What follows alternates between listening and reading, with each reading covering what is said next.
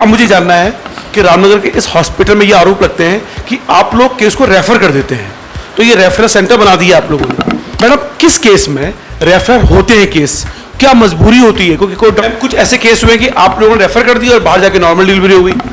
लोग ये कहते हैं कि जिनके पास आयुष्मान कार्ड नहीं होते उन्हें रेफर कर दिया जाता है, कट लगने से मौत हो गई और उसको रेफर कर दिया गया था। ये क्या सीन था?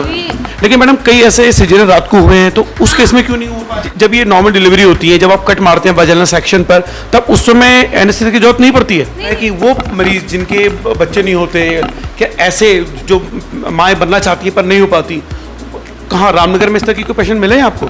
इनफर्टिलिटी का पूरा ट्रीटमेंट यहाँ चलता है। मैम, ऐसी मरीज होती है जिनको शुगर की पेशेंट भी होती हैं, ऐसे आती हैं, 300-400 शुगर होता है, कहते हैं उनका कट भी लग जाए तो दिक्कत हो जाती है, और आपने उनका सिजेरियन किया। हाँ जी, सिजेरियन। तो कभी आज तक जो आपको ही दिखा रही हैं उनको आपने रेफर कर दिया हो? कोई केस एक दो?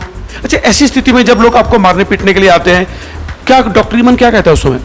और जाननी है कि एक अकेली गायना है यहाँ पे, स्त्री रोग विशेषज्ञ है, आपको लगता है कि अकेला बाहर, मान लीजिए कभी आपको एक हफ्ते की छुट्टी में जाना है क्योंकि कई सारे फैमिली फंक्शन होते हैं, ऐसी स्थिति में उन माओं का क्या होगा जिन्हें सिजेरियन की जरूरत पड़ेगी, जो यहाँ हैं और जिनका आप ही इलाज कर रही थी? जब आपने कभी रेफर की बात आती है, या कभी ऐसा भी होता है कि आप लोग थक जाते हैं, छोड़ो इसको भेज देते हैं, क्योंकि लोगों ने ये कहा कि तो सुना ही आपने सवाल जो मैंने पूछा है रामनगर के पीपी मोड़ के हॉस्पिटल में डॉक्टर दिव्या जी, जो यहाँ की स्त्री रोग विशेषज्ञ है। देखिए, हॉस्पिटल पे मैं एक सीरीज तैयार कर रहा हूँ, ये आपको तीसरी सीरीज में आपका स्वागत है। दरअसल रामनगर के इस पीपीपी मोड के हॉस्पिटल में कई नेगेटिव रिपोर्टिंग हुई है, तो क्या वास्तव में ये हॉस्पिटल इतना नकारात्मक है, ये आप तय करेंगे। मेरा जो मकसद है, एक उत्तराखंडी नागरिक होने के नाते और एक पत्रकार होने के नाते, कि एक एक सच मैं आपके सामने लेके आऊँ, ये आप तय करेंगे कि इस हॉस्पिटल में सच्चाइयाँ क्या हैं। फिलहाल इस हॉस्पिटल में सिर्फ एक ही स्त्री रोग विशेषज्ञ है, डॉक्टर दिव्या जी, और सुबह 8 बजे से लेकर 2 बजे तक वो लगभग 110 से 130 पेशेंट देखती हैं। उसके बाद उनको लेबर रूम में जाके नॉर्मल डिलीवरी करवानी होती हैं, सिजेरियन भी करवाने होते हैं, क्योंकि लगभग ऑन एन एवरेज हर दिन एक सिजेरियन यहाँ हो रहा है। उसके बावजूद ये कहा जा रहा है कि इस हॉस्पिटल में कुछ नहीं होता है। मैं आपको हर वो पहलू दिखाने की कोशिश कर रहा हूँ जो इस हॉस्पिटल से संबंध रखते हैं, नकारात्मक या सकारात्मक ये आप तय करेंगे, पर मेरा फर्ज है कि हर वो पहलू मैं आपके सामने पेश करूं। इस इंटरव्यू को जो मैंने लिया है दिव्या जी का, उसे अंत तक सुनिएगा और देखिएगा कि एक डॉक्टर जो अकेले लड़ रही है, यहाँ पे कम से कम 2 स्त्री रोग विशेषज्ञ डॉक्टर होने चाहिए। क्यों होने चाहिए? क्योंकि पहाड़ों के अलावा, रामनगर के अलावा अन्य दूर दराज की पेशेंट यहाँ अपना इलाज कराने के लिए आते हैं। बताइए कि एक मरीज जब यहाँ आता है 9वें महीने में, उसकी कोई मेडिकल हिस्ट्री मौजूद नहीं है, तो डॉक्टर क्या करेंगे? और डॉक्टर ने एक बात बोली है कि जितने भी केस मैंने हैंडल किए हैं, यानी जितने भी गर्भवती महिलाएं मेरे से इलाज करवा रही हैं, उनमें से एक को भी मैंने रेफर नहीं किया है, तो आप कैसे मान लें कि हॉस्पिटल में इलाज नहीं होते हैं? देखिए, ये आप पिक्चर देख पा रहे होंगे, यहाँ पे यूट्रस के ऑपरेशन हुए हैं, यानी कि ऐसे ऑपरेशन इस हॉस्पिटल में हो रहे हैं डॉक्टर दिव्या जी की निगरानी में, और फिर आप कहते हैं कि हॉस्पिटल बेकार है। फिलहाल रवि के बिंदास बोल में देखिए डॉक्टर दिव्या जी का इंटरव्यू। हाय, मैं रवि के बिंदास बोल में आपका स्वागत है। हमारे सामने मौजूद है डॉक्टर दिव्या जी, जो गायनेकोलॉजिस्ट है रामनगर के पीपीपी हॉस्पिटल में। मैडम, आपका स्वागत है। Thank you. सबसे पहले तो मुझे जानना है कि एक दिन में कितने पेशेंट आप अटेंड करती हैं? यहाँ हमारे रामदत्त जोशी में patient load is very high. Like in OPD, we are attending daily between 100 to 130 patients daily in OPD. 130 के आसपास पेशेंट हैं? जी, ऑन एन एवरेज। इससे पहले आप कहाँ काम करती थी और लगभग कितने साल का experience? Actually, I have done my MD in Gynae from KGMC Lucknow. So already it is a very large tertiary center of UP, Uttar Pradesh. So I have so much experience in handling so much load of OPD plus labor room and gynae. And apart from that, after I joined Gangaram Delhi also, Gangaram Hospital in Delhi. Then I get offer from this hospital. Then I मैं KGMC Lucknow की बताऊँ, KGMC Lucknow से मेरी बहन पीयूषी रावत ने भी MBBS किया वहाँ से, now she is in Canada. मैं माफ़ी के साथ कहूँगा, आप हिंदी में बात करेंगे क्योंकि हमारे रामनगर के लोग हिंदी में जानेंगे, ठीक है? मैं माफ़ी के साथ कर रहा हूँ आपसे। अब मुझे जानना है कि रामनगर के इस हॉस्पिटल में ये आरोप लगते हैं कि आप लोग केस को रेफर कर देते हैं, तो ये रेफरल सेंटर बना दिया आप लोगों ने? नहीं, ये बिल्कुल सच नहीं है। एक्चुअली पूरा पेज देखा जाए से लेबर रूम भी है, पूरा लोड है दिन में, पूरे मंथ में आपने तो डेटा पिछले बार पब्लिश भी किया था कि इन्हें मंथ अप्रॉक्स एवरेज वेरी करता है, कभी 100 डिलीवरीज, कभी 110, कभी 70 डिलीवरीज हो रही हैं, मीन्स हो रही हैं with the mother and baby both are okay. अब रही रेफरल केसेस की, तो कुछ ऐसे पेशेंट्स होते हैं जो 9 मंथ में एक बार भी नहीं दिखाए, मतलब they just come in unbooked patient and with very high risk pregnancy. देखिए मैं एक माफी चाहूंगा, इस इंटरव्यू को गौर से सुनिएगा। अब जो बात कर रही है, जो मैं क्वेश्चन पूछ रहा हूँ, वो हर उस व्यक्ति के लिए महत्वपूर्ण है जो रामनगर के इस हॉस्पिटल को रेफरल सेंटर कह रहा है। मैडम किस केस में रेफर होते हैं केस, क्या मजबूरी होती है, क्योंकि कोई डॉक्टर भी चाहेगा नहीं, उस पर भी मैं चाहता हूँ मैडम आपकी रोशनी डालिए कि किस केस में रेफर होते हैं। रेफरल जैसे पेशेंट अनबुक्ड एकदम से आई, बहुत सीवियर एफजीआर बेबी है कि उसे नीकू फैसिलिटी अर्जेंट चाहिए, कि उसे आईसीयू में बेबी को न्यूनेटल आईसीयू फैसिलिटीज चाहिए अर्जेंटली।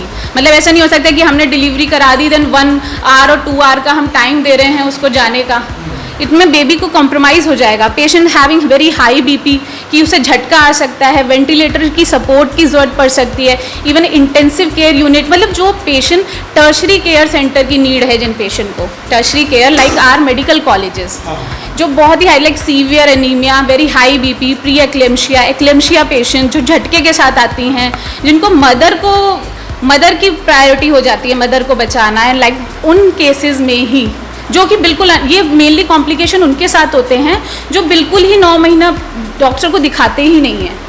मैम कुछ ऐसे केस हुए कि आप लोगों ने रेफर कर दिया और बाहर जाके नॉर्मल डिलीवरी हो गई? बाहर जाके नॉर्मल डिलीवरी हो गई, लेकिन वो उस वक्त की सिचुएशन देख के तो हम कर, देखिए ये नहीं होता है कि हर 100% में बच्चा मर जाएगा या माँ मर जाए, ऐसा नहीं होता है, 100% नहीं होता है, लेकिन जो प्रेजेंट की सिचुएशन देख के होता है कि अभी जो है कि बहुत खतरा है और मदर को अच्छे इलाज के लिए, बच्चे के अच्छे इलाज के लिए वहाँ जाना उचित है। मैम लोग ये कहते हैं कि जिनके पास आयुष्मान कार्ड नहीं होते उन्हें रेफर कर दिया जाता है। नहीं, ये तो बिल्कुल ही नहीं है, क्योंकि हमारे यहाँ तो प्रेग्नेंट वुमेन के लिए आयुष्मान कार्ड तो बाद की बात होती है, पहले तो जननी शिशु सुरक्षा योजना लगता है जिसमें सब चीज़ फ्री है, इवन डिलीवरी के 42 डेज तक पोस्टमार्टम में, और बेबी के लिए 1 ईयर तक इलाज पूरा फ्री है। देखिए गौर से, जिन पे आयुष्मान कार्ड हो या ना हो उनका इलाज बिल्कुल फ्री है। अच्छा मैम, ये रेफर सेंटर में अभी कुछ दिनों पहले एक लड़के ने कहा, अभी आई है, कोई मुस्लिम फैमिली थी खताड़ी से, कि आपने किया लगभग मुझे एग्जैक्टली याद नहीं है, तो उस बच्चे के कट लगने से मौत हो गई और उसको रेफर कर दिया गया था। ये क्या सीन था? चीज़ें ना लोगों को कैसे बताई जाती हैं, लोगों को नॉलेज ना नहीं होता है। कट बच्चे को तो कोई ऐसी सीजर नहीं है जो बच्चे को कट कर सके, बेबी का तो सर आता है और सर कट नहीं हो सकता। कट एपी दी जाती है, पेशेंट को एपिजियोटमी दी जाती है ताकि इजीली डिलीवरी हो जाए, लेकिन बहुत बार ऐसा होता है कि सेकंड स्टेज में बेबी अटक जाता है या मदर बिल्कुल पुश नहीं करती है। मदर का हमें सपोर्ट चाहिए होता है ना, डॉक्टर बेबी को ऐसे खींच नहीं सकते, mother support is must needed.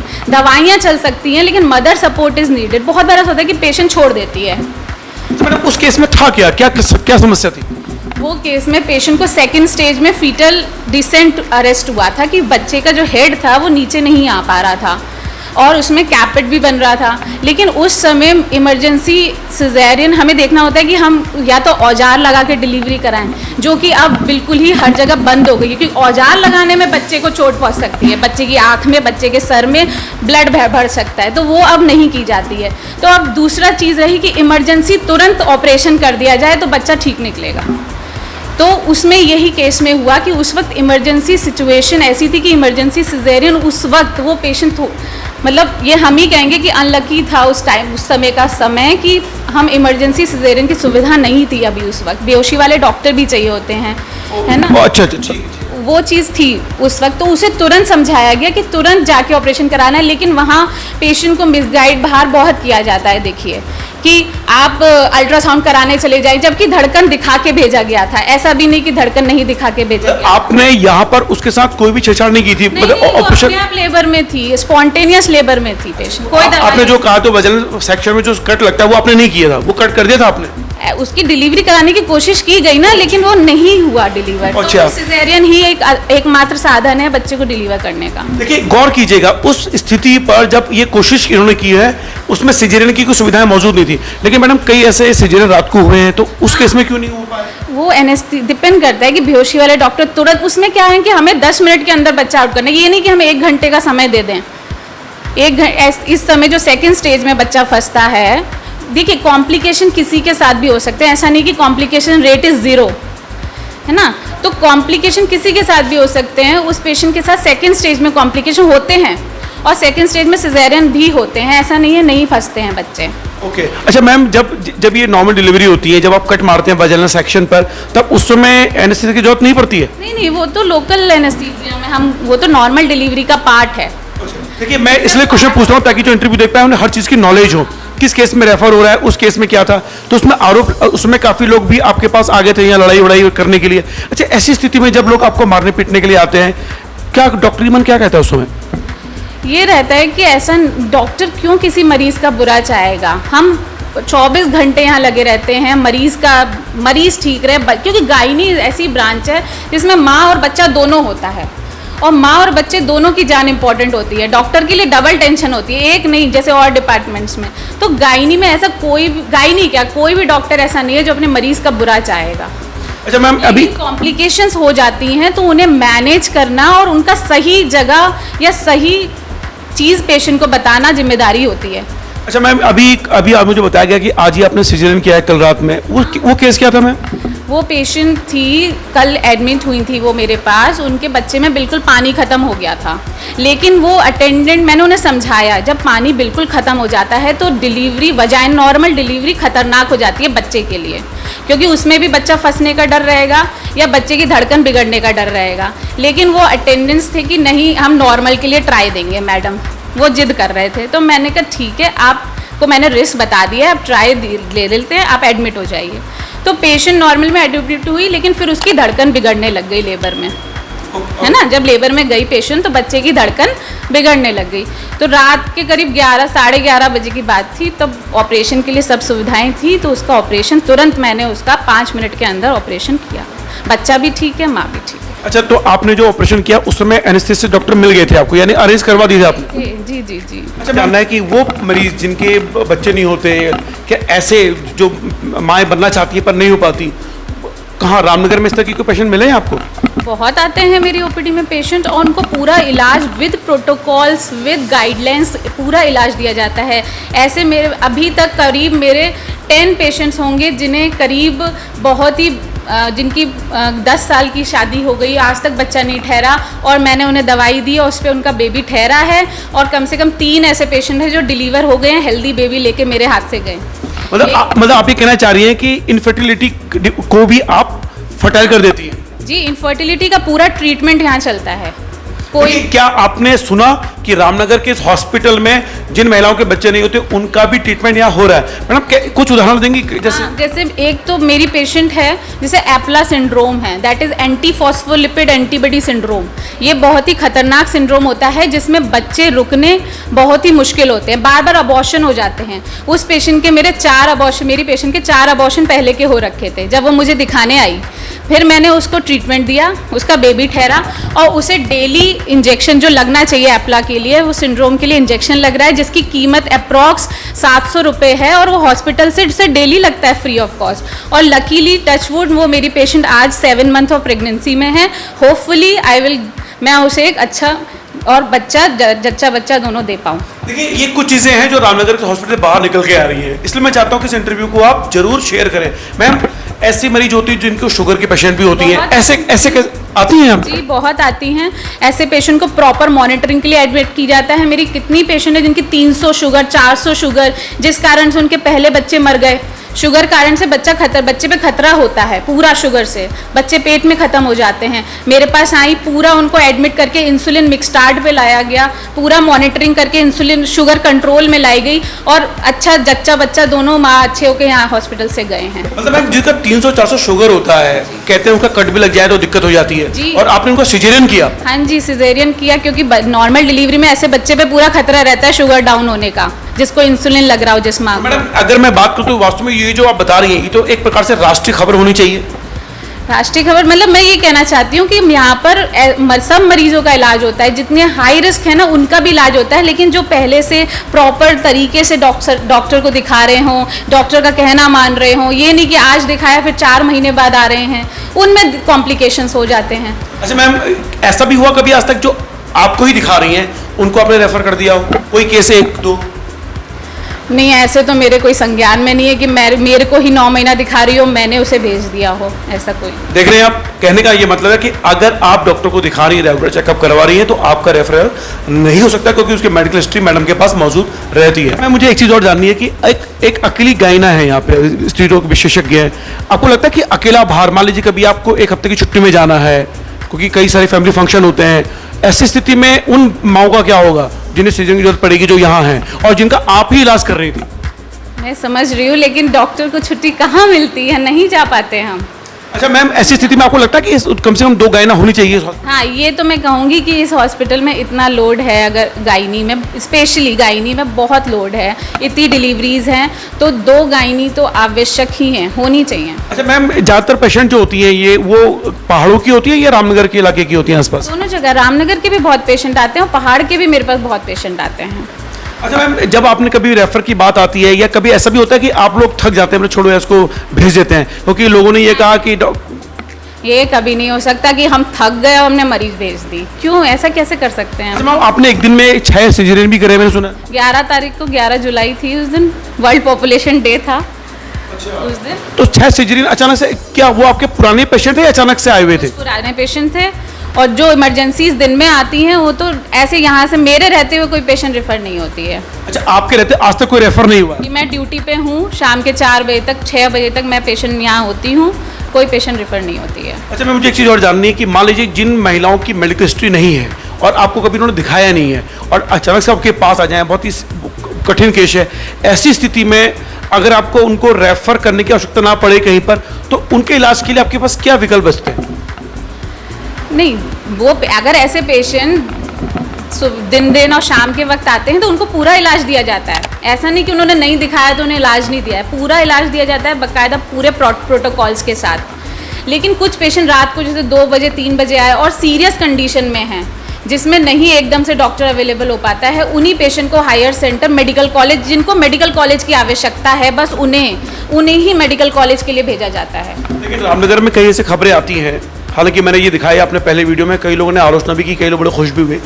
क्या वास्तव में रामनगर में जिस तरह से अफवाहें फैलाई गई हैं राजनेताओं द्वारा या कई समाजसेवी द्वारा कि रामनगर में जो जच्चे बच्चे के इनको लगभग अगर 100% केस आ रहे हैं तो 90% केस रेफर हो रहे हैं? ये तो बिल्कुल गलत है ना। आप आंकड़े देख सकते हैं, रामनगर की आप डिलीवरीज, टोटल डिलीवरीज देख सकते हैं और इस हॉस्पिटल में कितनी हो रही है उसे काउंट कर लीजिए। ये तो आंकड़े बिल्कुल साफ साफ हैं, इसमें तो कोई मैनिपुलेशन, कोई कुछ नहीं कर सकता है। देखिए मैम, आपका समय भी हो रहा है, बस अंतिम सवाल के साथ इंटरव्यू खत्म करूंगा। मैं ये आपकी ओर से जानना चाहता हूं कि आप उन गर्भवती महिलाओं को क्या सलाह देना चाहेंगी जो वास्तव में आती हैं, उनको रेफर करना ना पड़े पर आपकी मजबूरी हो जाती है?